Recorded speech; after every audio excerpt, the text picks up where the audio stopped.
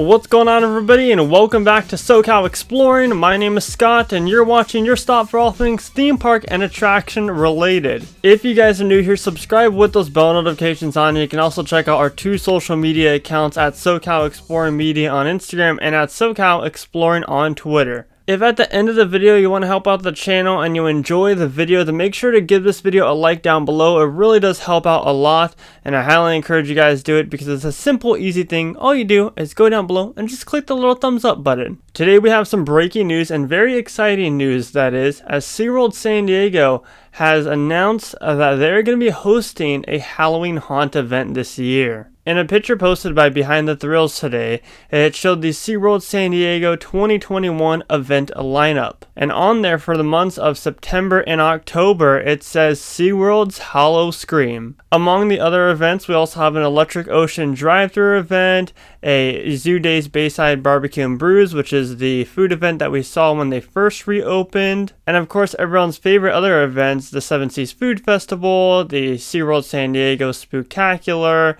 and of course the Christmas celebration. But today I just want to focus solely on the Howl-O-Scream sign. So it's 100% confirmed. We're getting a haunt event in San Diego this year.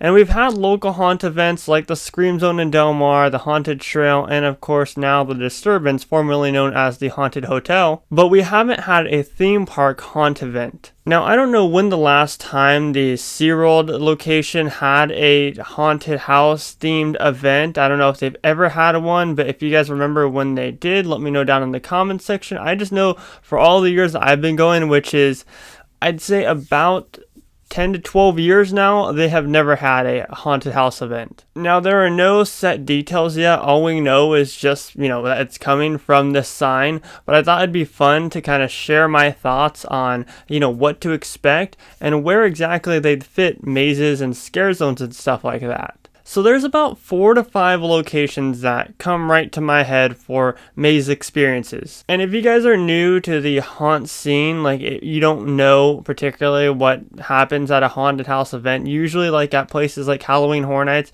at Universal Studios Hollywood and Knott's Scary Farm over at Knott's Berry Farm, they typically have about 8 to 10 mazes, as you call them, which are just haunted houses, and then they have scare zones throughout the park. So I think for the first year of Howl-O-Scream, they would probably have around 4 to 5 mazes, and that's just my best guess. And one thing to note, there is a Howl-O-Scream at Busch Gardens Williamsburg, Busch Gardens Tampa, and SeaWorld San Antonio. So that would make SeaWorld Orlando the only theme park in the SeaWorld Parks and Entertainment group to not have a haunted event. Now, as you approach the Penguin Encounter and the Wild Arctic exhibit, there's a multi-purpose building where, sometimes they'll have prom in there, or maybe homecoming, or different school events there, maybe some educational programs I know that they host in there. And I'm sure that they do weddings in there as well. But it sits there throughout the year a lot being unused.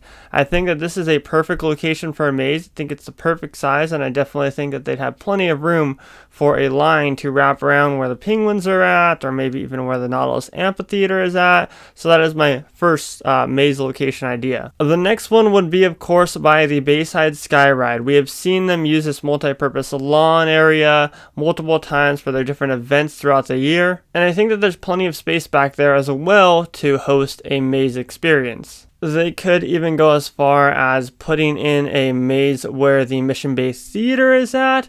Now, I'm sure they'd want to do some type of Halloween themed show in that theater, if they're going with a full-on haunt event. But I don't know if they can pull the seats out from in there. That could also make a potential location for one of the houses. One that makes the most sense to me is if you guys have been to SeaWorld San Diego in the recent months since COVID, you've been entering in through the side entrance of the park, which you go through this big tent, and it's where they store the parade floats when they're not using them, and you walk through to get your temperature screened right there. I think that is the absolute perfect location to put a maze / haunted house in. As we know with events, up in LA, they tend to put them in tents. So you have a tent right here, it's enclosed, you can do plenty of lighting effects in there. I think that they can definitely target this location for a potential haunted house. You know, besides the mazes and the zones that are scattered throughout the park, they could also be exploring different show ideas. I know over at the SeaWorld San Antonio Howl-O-Scream, they have Halloween themed shows. They have an empty Nautilus amphitheater that they're constantly using for multi-purpose events like Christmas. Obviously, they did one where Santa brought out his animals and shared the different animals that he saw around the world, which was really neat. So I can definitely see them maybe doing like a dancing show in the Nautilus amphitheater. I think the best part about this is if they go the route that they do the San Antonio Howl-O-Scream, then they don't charge an extra admission for the haunted event. They just say, okay, at 7 p.m. is when you'll be able to access the mazes, and you'll be able to, like the scare zones, the characters and everything will come out and scare guests. Now, obviously, either way, you'd still have to have admission into the daytime park or an annual pass, but I definitely think it's a great thing that this could potentially be a free event included in your daytime admission instead of having to pay an extra like $50 to $60 just to get into that event. You know, us fans in San Diego have been so used to the family-friendly spooktacular that they've been putting on every year, and there's nothing wrong with that. It's just that me personally, like, I've been thinking every time that they have, you know, the little kid Halloween event, like, they could do a haunt at the SeaWorld San Diego location if they really wanted to. They could obviously use ideas from other theme parks that do haunt events, and they can repurpose props that are used at the Busch Gardens locations or San Antonio. There's just plenty of opportunity there. And now we are finally getting it. I'm finally getting what I've been thinking they could do for the longest time, and I'm just extremely excited for it. I'm excited for them to announce these haunted houses, what their names are going to be, and just to get all the details of when this will happen. But of course, if we want it to happen at all, there's one major thing that we need to do to make sure it happens, and that's always wear your mask and social distance from other people and public spaces, because at the end of the day there's still a pandemic going on, and as you all know, California is in a state like no other right now, so we all need to work together to make it to where we slow the spread and we can start going out and doing haunt events like this, or start going out to theme parks and enjoying the actual theme park attractions. Anyways, that does it for today's video. Like I said, if you enjoyed it, give it a like. It helps us out tremendously. Subscribe down below with those bell notifications on. My name is Scott, and you've been watching SoCal Exploring. Positivity is key, and most importantly, remember to keep exploring. Peace out, everybody.